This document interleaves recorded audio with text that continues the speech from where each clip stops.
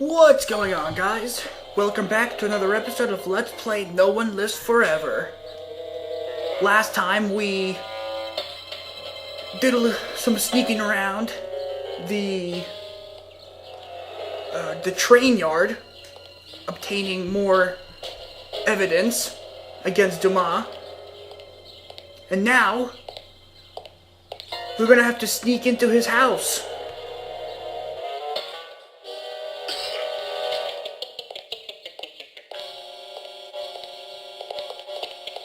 How do you like to be swept off your feet? Classy.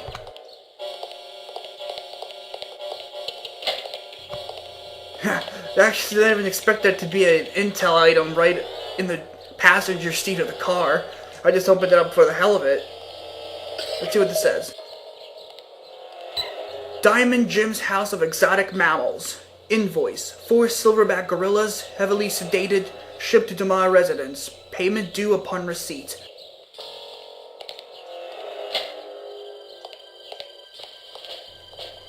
I'm not sure. They said he's a hunter. So I don't know, it just seems a bit strange that he would order gorillas just to hunt them.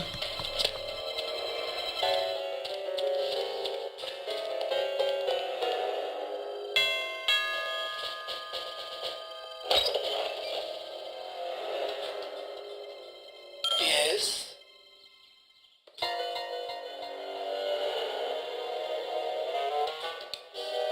Good afternoon. My name is Mia Haig. I'm from Men of Influence magazine. Men of influence? What on earth are you doing here? This is the residence of Baron Archibald Dumas, is it not? Yes? Baron Dumas certainly seems to qualify as a man of influence, wouldn't you say? I suppose it would depend on how you choose to define influence. He is the president of Dumas Industrial Enterprises. Ah, He's wealthy. true. He's well respected. He's dashing. He's debonair. Listen, this is all very educational, but what exactly do you want?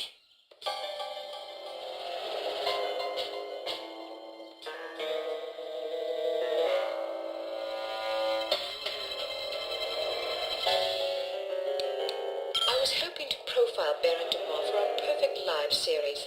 Each month we cover a different person whose lifestyle and disposition exemplify perfect living. And you wish to include his lordship in this series? Yes, the idea is to penetrate the myth and get to know the man, his pastimes, his ambitions, his accomplishments, the things that make him tick. I see. He's a model aristocrat, Ah, someone our readers can look up to. of course. Will you excuse me for a moment, Miss Haig? I don't think I could forgive myself if I were to let this sublime opportunity pass by. I will discuss your request with his lordship and return presently with his answer. Thank you. Please wait here. I shan't be a moment.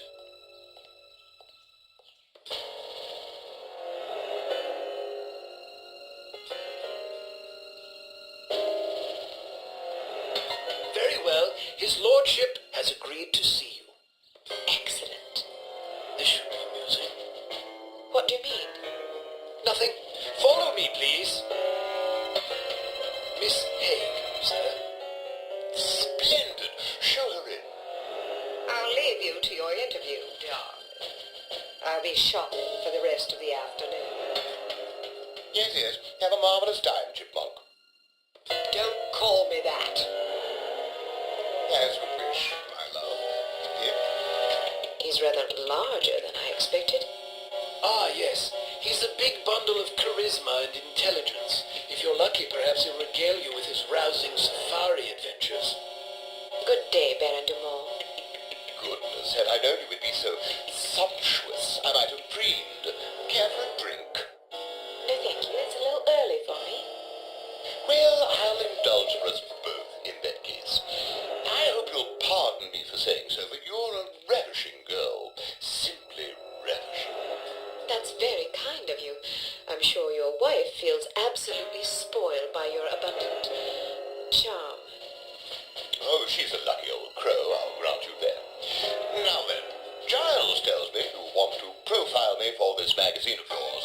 Yeah, Men of Influence, was it? Yes, each issue we cover a different person in our Perfect Lives series. Someone whose lifestyle and achievements serve as inspiration for our readers. Jolly good. You've come to the right place. That will be all, Giles. Actually, sir, I thought it might be worthwhile for me to stay, in case the young lady should desire anything at all. Splendid idea. Yes, I'll be right over here if you require anything, Miss Haig. Thank you. Baron Dumont, do you mind if I record our interview? I'd rather devote my attention to you than to my notepad. And who could blame you? Record away, my dear. So then, where shall we begin?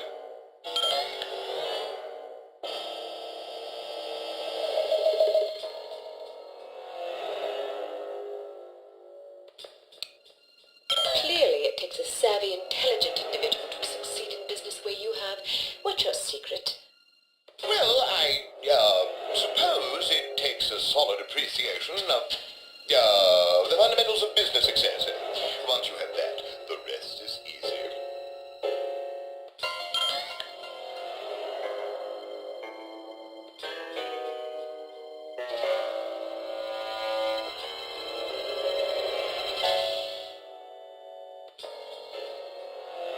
Many men with such immense wealth succumb to sloth or immoderation.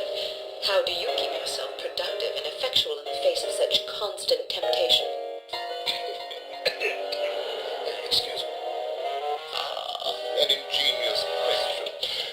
Well, you see, a man has certain choices he can make. Some choices are wise ones, and some are not. So I suppose you could say that making wise choices is an important step in one's tireless quest for wisdom.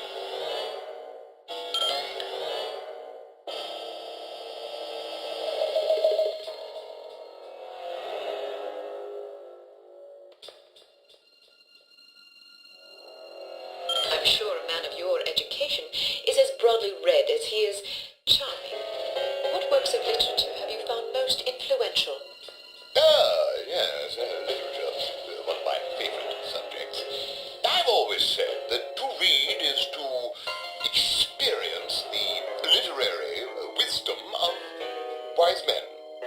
Very well said. And who are some of your favorite authors? Hemingway, Melville, Dostoevsky? Precisely. Good guess. Shall we proceed to the next question?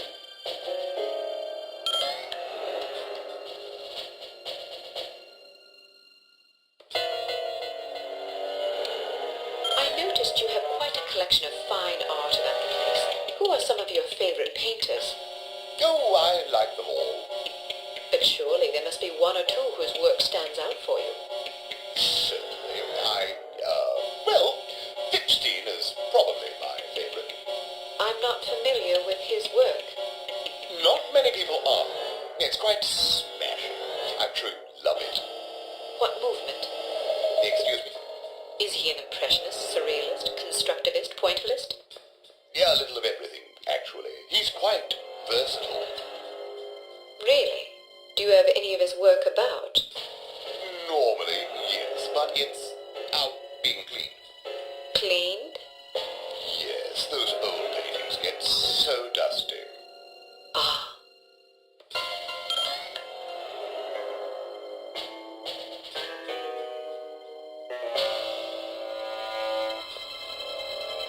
If you were stranded on a desert island, what piece of music would you most want to have with you? Music? Well, anything by Picasso, of course. Pablo Picasso? Yes, that's the gem. The painter? Yes, he was also quite a musician. I wasn't aware. Next.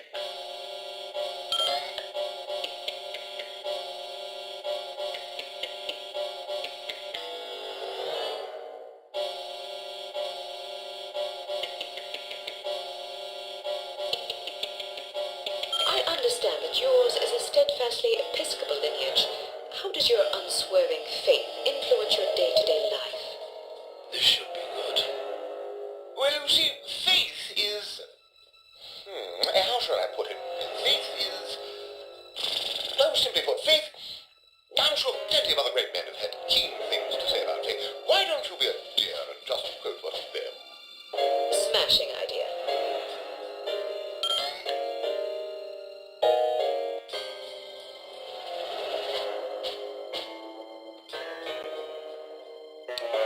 How has your approach to running Dumas Industrial Enterprises differed from your late father's?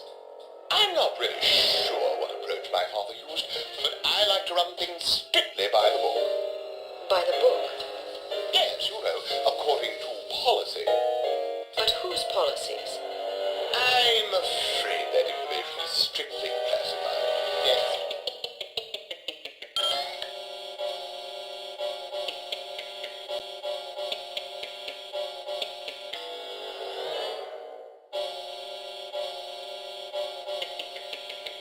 What historical figure do you most admire? Probably Beowulf. I was thinking of historical rather than fictional individuals. Well, I was referring to the historical Beowulf, not the fictional one. You mean the one who slew Grendel and his mother? That's right. He's a fictional character. Yes, I know that, but there was also an historical one. The Beowulf who fought the dragon. Precisely. But there aren't any dragons. Well, not anymore, thanks to Beowulf. There weren't any to begin with, unless you count the dinosaurs, that is. But there weren't any of those wandering around during the time when Beowulf would have lived if he were a real person instead of a fictional character. Are you quite sure? Yes. I see. Well, that's all the questions I prepared. I must confess, I'm positive this will be our most popular Perfect Lives installment yet. Oh, you think so? Absolutely. Rarely does nature combine so many excellent qualities in one man. Our readers will be fascinated, and maybe even a bit envious. One can hardly blame them. What I don't understand is where such a busy man finds the time to be a successful business tycoon, loving husband, daring hunter, astute philosopher, cultivated humorist, etc. Aren't you overwhelmed? Well, one learns to delegate. For example, although you wouldn't guess it, I'm only peripherally involved with Dumas Enterprises these days, strictly in an advisory capacity, you see, to keep the company on track. How ingenious. Well, I have my moments. But isn't it an awful risk to hand over operations to someone less accomplished in the subtleties of enterprise than yourself? Naturally, it's safer that way. Really? Yes, you see, in my experience, the less one knows about running a business, the less he can screw up. I make all the important decisions. The rest is just, paperwork. Still, you wouldn't want your competitors getting their hands on that paperwork. Oh, quite true, but we have a very large safe in which to store it. Safes can be cracked. It's not a concern. Why not? I'm afraid I'm not at liberty to discuss such matters, even with a young lady as charming as yourself. Thank you for your time, Baron Dumas. It's been an eye-opening experience. I'm happy to oblige. Never turn your back on a worthy cause, I always say. A worthy meal is more like it.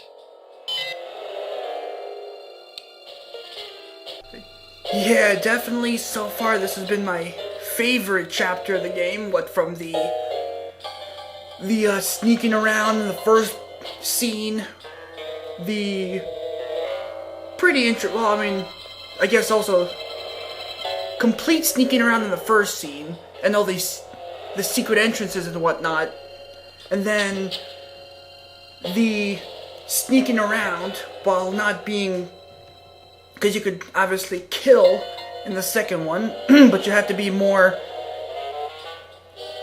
methodical in the murders rather than just straight up run and gun like previous chapters, and then to this, or in scene 2, and then scene 3, this scene where the Baron's very quote-unquote sophisticated answers to questions, just, I couldn't help but laugh at how stupid those answers were. It's just, Anyway, that is the end of the chapter, and as always, I will start the next chapter in the new video. So, actually, one other thing, I may include a video of the alternate questions, since there's only 2 questions that you ask, and I pretty much always chose the business questions. I may upload the alternate version where I ask nothing but the hunting questions and see what he says there. Anyway, I hope you enjoyed the guy's intelligent answers as much as I did, and I shall catch you all in the next level. See ya.